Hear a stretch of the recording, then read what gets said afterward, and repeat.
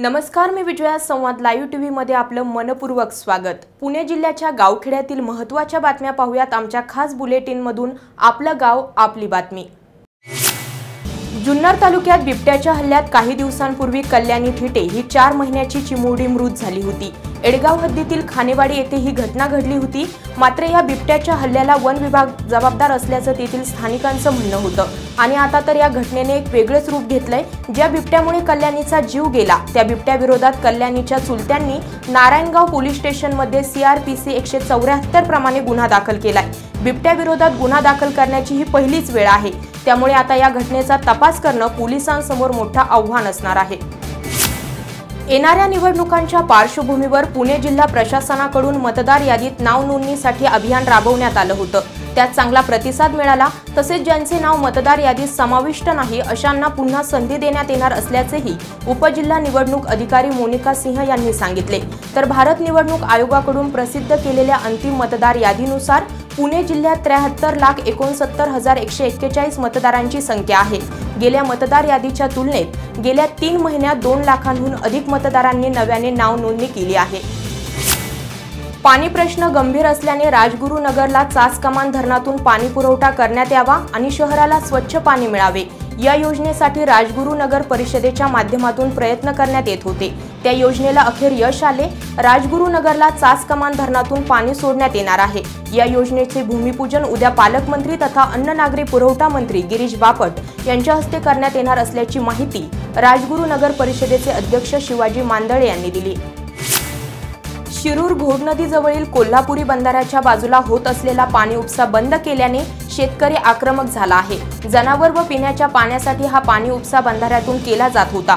मात्र शिरूर नगर परिषद व महसूल खाते यांनी कुठलीही पूर्वसूचना न देता पाणी उपसा करणाऱ्या मोटारी जप्त केल्या. त्यासोबतच पाईप आणि वीज कनेक्शनही तोडले.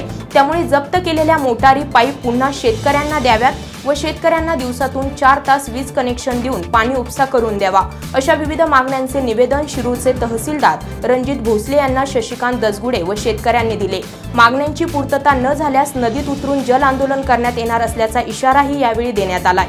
यावरून शेतकरी आणि प्रशासन यांचा मोठा संघर्ष पेटणार याचे चित्र समोर येत आहे.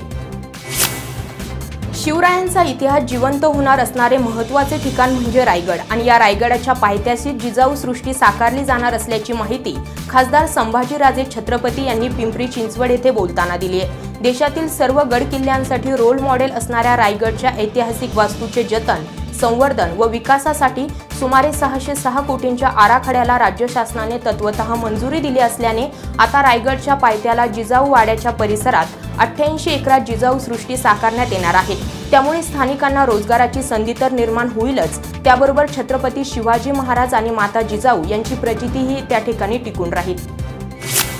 पिंपरी शहरातील अनधिकृत बांधकामाच्या निर्मिती करण्याच्या मुद्द्यावर तोडगा निघावा तसेच शास्ती करमाफी मिळावी या मागण्यांसाठी राजकीय पक्ष आणि सामाजिक संघटनांतर्फे वेळोवेळी आंदोलने करण्यात आली. 9 जानेवारीला मुख्यमंत्री देवेंद्र फडणवीस यांनी शास्तीची धास्ती 15 दिवसात घालवण्याचे आश्वासन दिले. या आश्वासनाला ग्राह्य धरून महापालिका भवनासमोर सुरू असलेले काउंटडाऊन आंदोलन स्थगित करण्यात आले होते आणि मुख्यमंत्री देवेंद्र फडणवीस यांच्या म्हणण्याप्रमाणे 15 दिवसांची मुदत देण्यात आली होती. मात्र ही मुदत 24 जानेवारीला संपली.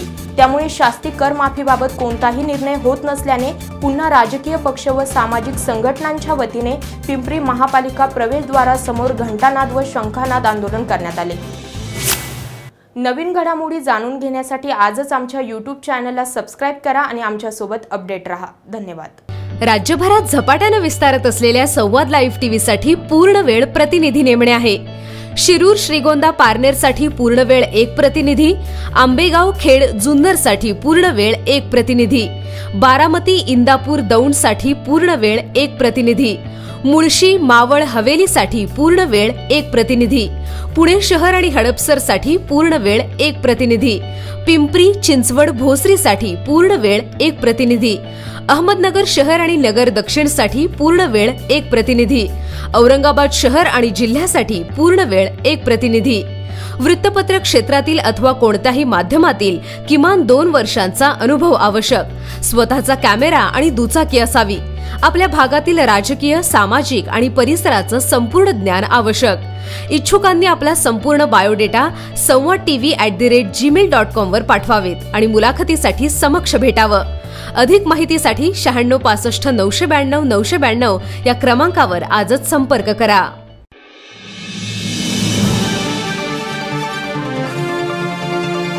संवाद लाईव्ह टीव्ही, आपला विश्वास, आपलं चॅनल।